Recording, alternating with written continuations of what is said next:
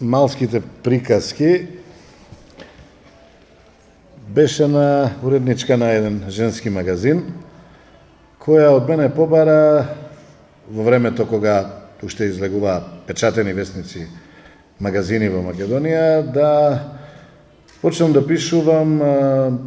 куси приказки од малата со еден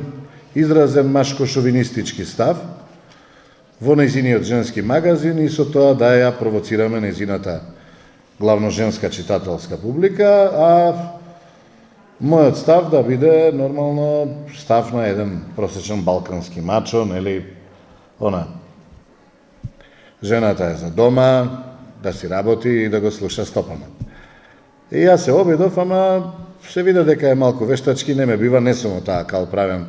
на тој начин да пишувам за поубавиот пол, а и од дома, нели, коркач од сопругата и видов, не видов, од тој машко-шовинистички став во првите 2-3 колумни се префрлив на пишување на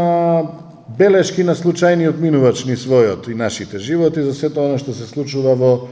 нашето секојдневно обкружување, во малата во кој живеевме. Дал Господ како кирајџи 10 години низ Скопје, променивме едно чудо мала и мој заклучок беше дека во секое скопско мало живеат истите луѓе. Неизбежните ликови на секое мало, значи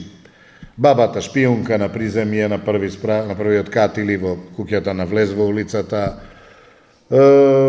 пилјарот, таткото комарџија,